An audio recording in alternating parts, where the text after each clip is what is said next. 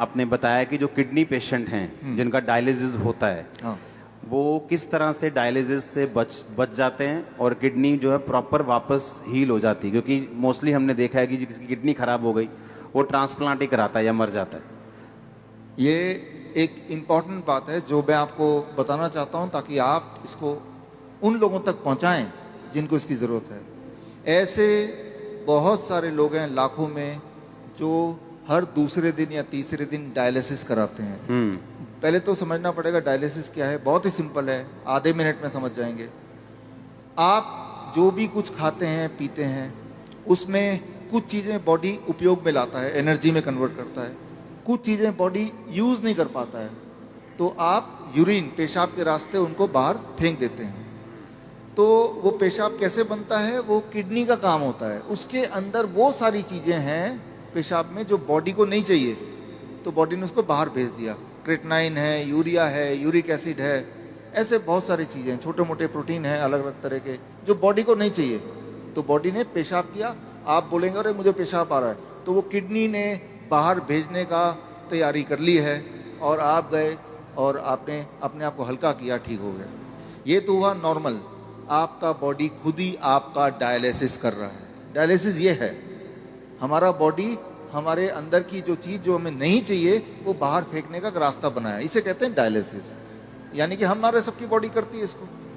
अगर वो करना बंद कर दे, किडनी अपना काम करना बंद कर दे, अब जब मैं पानी पी रहा हूँ और बॉडी को उनमें से कई सारी चीज़ नहीं चाहिए लेकिन बाहर का रास्ता बंद है, तो बॉडी क्या करेगा, गुब्बारे की तरह, बैलून की तरह उस पानी को, उस फ्लूइड को बॉडी में ही इकट्ठा होता रहेगा। ऐसे लोगों के पैर आप देखेंगे हाथी की तरह हो जाते हैं, सूज जाते पैर, हाथ सूज हाँ, जाते हैं, पैर हाथ सूज जाते हैं, गले मुंह सूज जाता है। तो क्या है, उनका जो यूरिन आउटपुट है, पेशाब या तो कम हो गया है या खत्म हो गया है। अगर आपसे बोलें कि एक दिन बिना पेशाब किए रहना है, इम्पॉसिबल, कितना दर्दनाक हो सकता है। और ऐसे लोग फिर मशीन की मदद लेते हैं। वो मशीन वो खींचता है खून में से वो ऐसे पानी जो खराब है और निकाल के बाहर करता है। इसका मतलब हर दूसरे दिन उसको ऐसा करना पड़ता है और दूसरे दिन तक बॉडी में पानी जमा रहता है। और जबकि बॉडी में पानी जमा रहेगा तो उसका हार्ट के ऊपर भी बोझ है, लंग्स के ऊपर भी बोझ है। हर दिन वो कमज़ोर होता जा रहा है, हर दिन वो मरता जा रहा है, डायलिसिस कराने के बावजूद भी या डायलिसिस कराने की वजह से भी, क्योंकि डायलिसिस भी किडनी को और फर्दर खराब करती है। तो अब आपको समझ आ गया कि प्रॉब्लम क्या है, डायलिसिस किसे कहते हैं, किडनी खराब होना किसे कहते हैं। ऐसे लोगों को पहचानेंगे कैसे, आप जब देखेंगे। हम कैसे पहचानते हैं ऐसा पेशेंट को, कोई रिपोर्ट की ज़रूरत नहीं है मुझे, आपको भी ज़रूरत नहीं है। आप सिर्फ ऊपर से नीचे देखेंगे, अगर पैर हाथ में सूजन है थोड़ा बहुत भी, तो समझ लीजिए कि किडनी फेलियर की तरफ आप बढ़ चुके हैं। लेकिन घबराने की बात नहीं है। पहली बात, जब सूजन होती है बॉडी में, पानी जम जाता है तो सांसें भी नहीं ले पाता है, मुश्किल से लेता है, तो ये भी गड़बड़ है। वो चलता है थक जाता है, ये भी गड़बड़ है। तो ये तो हो गया। अब करना क्या है, सोल्यूशन क्या है, आपके बॉडी के अंदर से पानी को निकालना है। उसके लिए बड़ा आसान गॉड का दिया हुआ सोल्यूशन आपके पास ही है इसी वक्त। तीसरा kidney, third kidney. Third kidney किसे कहते हैं, आपका स्किन, सबसे बड़ा बॉडी का ऑर्गन। आपके स्किन में देखेंगे छोटे छोटे छेद हैं, है ना। तो ये जो छेद हैं, ये छेद से पसीना निकलता है। आप पसीने का एक बूंद लीजिए, पेशाब का एक बूंद लीजिए, दोनों को लैब में ले जाइए। अब पूछिए कि इसमें क्या है। पेशाब के एक बूंद में क्रेटनाइन, यूरिया, यूरिक एसिड, वो सारा कुछ मिलेगा जो पसीने के एक बूंद में मिलेगा। अच्छा, हाँ, यानी कि पसीना और पेशाब सेम है, अलग अलग नहीं है, बिल्कुल सेम है। केमिकल कॉम्पोजिशन दोनों का सेम है, उसमें भी सोडियम है, उसमें भी सोडियम है, उसमें भी पोटेशियम, उसमें भी पोटेशियम है। आपका पसीना एक तरह से बॉडी का पेशाब का ही एक और फॉर्म है। आपका जो स्किन है, ये भी भगवान का बनाया हुआ इमरजेंसी किडनी है, इमरजेंसी किडनी। तो उस इंसान का जिसके दोनों किडनी खराब हो गए, अब क्या करेंगे, ये जो स्टेपनी है, मैं इसको स्टेपनी बोलता हूँ। आपकी गाड़ी का एक टायर पंचर हो गया, आप स्टेपनी यूज करते हैं ना, तो हम बोलते हैं कि ये स्किन को यूज कर लो, स्किन से बाहर निकाल दो। अब सवाल आता है स्किन से कैसे निकालें। स्किन से निकालने के तरीके, अभी बाथटब का वीडियो प्लीज चला दें। ओके, चलाओ वीडियो बाथटब का। हमारे हॉस्पिटल में, हिम्स हॉस्पिटल है, डेराबस्सी में है, अभी जलंधर में भी खुल गया है। आप देखिए यहाँ पे वीडियो, ये जो लोग आप देख रहे हैं ये पानी के टब में बैठे हुए हैं। पानी का टेम्परेचर याद रखिएगा 40 डिग्री सेल्सियस पे है। पानी गले तक है। गले तक पानी अगर हो, उसका टेम्परेचर अगर 40 डिग्री सेल्सियस मेंटेन कर पाएं और ये लोग अगर 2 घंटे बैठ पाएं तो 2 घंटे के अंदर 2 घंटे सुबह शाम के एक ही बार, एक बार, या फिर 1-1 घंटा 2 बार। अच्छा, ऐसा करने से, ये सारे किडनी पेशेंट हैं, ये वो पेशेंट हैं जो हर दूसरे तीसरे दिन डायलिसिस कराने जाते थे, लेकिन अब वो जाते नहीं हैं। क्यों? क्योंकि वो अब ऐसा करते हैं, इससे उनकी तीसरी किडनी से वो सारा जो मल है जो पेशाब के रास्ते नहीं निकल पा रहा था वो निकल जाता है। पहली बात। दूसरी बात, और ऐसे टब में, कोई भी टब में बैठ जाना है, कोई भी टब में, कोई भी टब हो, और उसमें जो पानी है उसे 40 डिग्री पे ही रखना है। 40 डिग्री पे रखना है। और नापना कैसे? थर्मामीटर से। थर्मोमीटर आप 150-200 रुपए का मिल जाएगा। पानी नापने वाला जो पानी नापने वाला स्पेशल थर्मामीटर, स्पेशल थर्मोमीटर 150-200 में मिल जाएगा। हाँ, कहीं उसको चेक करते रहना कि वो 40 डिग्री पे मेंटेन रहे। अगर कम हो गया गर्म पानी डाल लेना है, गर्म पानी डाल देना, 2 घंटे बैठना है। 2 घंटे बैठना है। ये टेम्परेरी सोल्यूशन है कि किडनी हील भी होगी? इसमें मैं आता हूँ। हाँ, ये किडनी हील होगी, लेकिन कैसे? 2 चीज होगा उसके साथ। आप अगर ये करेंगे तो एक्सपेरिमेंट करने के लिए उस इंसान का पहले आप बोलिए कि वजन करे, क्योंकि वजन में वो अंदर पानी है। 2 घंटे बाद दोबारा वजन करेंगे तो आधा किलो, 1 किलो, 1.5 किलो वजन कम मिलेगा। मतलब बाहर आ गया, वो बाहर आ गया। पहली बात।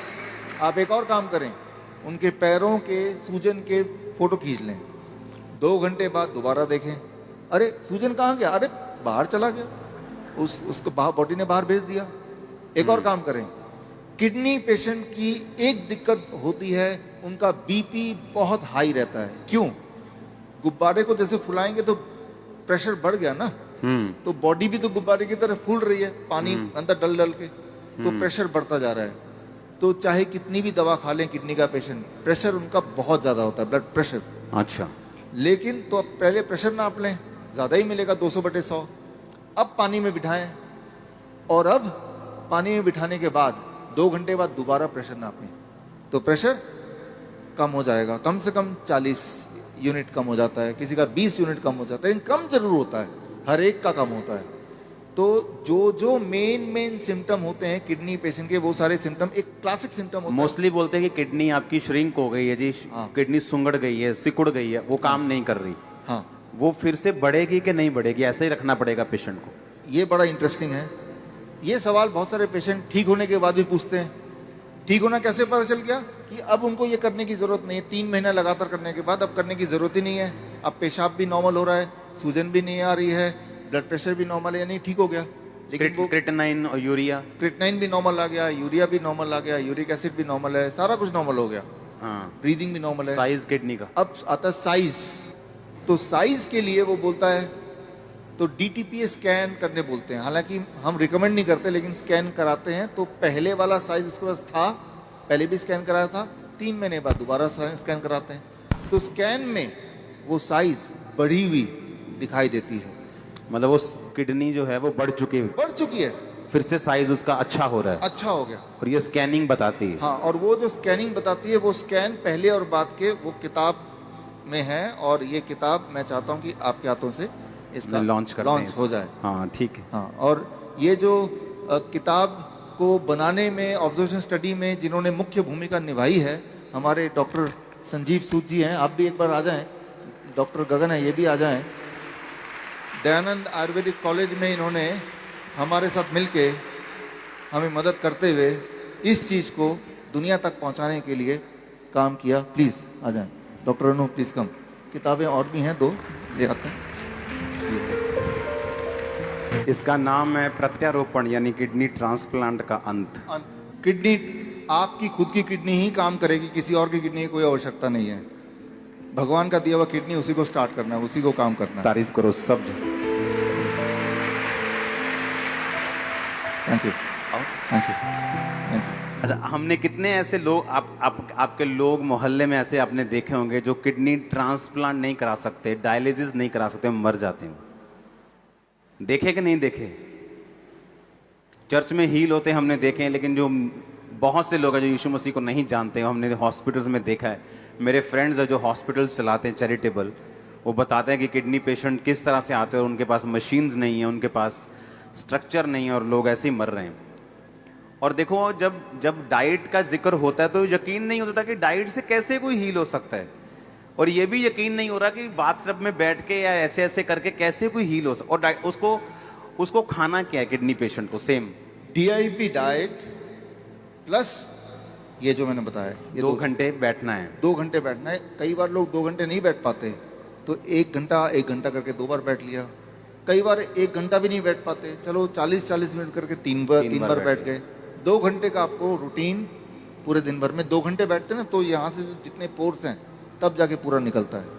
ये एक रूटीन बनता है। और 3 महीने बाद फिर उसकी किडनी अपने आप काम भी करना शुरू करती है। अपने आप काम करना शुरू करती है, तो फिर ये बंद कर देना है। डाइट चलेगा जिंदगी भर, डाइट चलेगी, हाँ, इसको बंद कर देना है। ये बंद हो जाएगा, ये बंद हो जाएगा और पेशेंट नॉर्मल रहेगा। पेशेंट अब वो पेशेंट ही नहीं है, अब वो पेशेंट नहीं, अब पेशेंट नहीं है, वो आप और हम जैसे हैं। नॉर्मल हो गया वो। हमारे दर्शकों के लिए एक खास मेरा मैसेज, आप इस दोनों चैनल के माध्यम से मेरे वीडियोस आप देख रहे होंगे, नए नए जो टेक्निक्स हैं वो आप सीख रहे होंगे।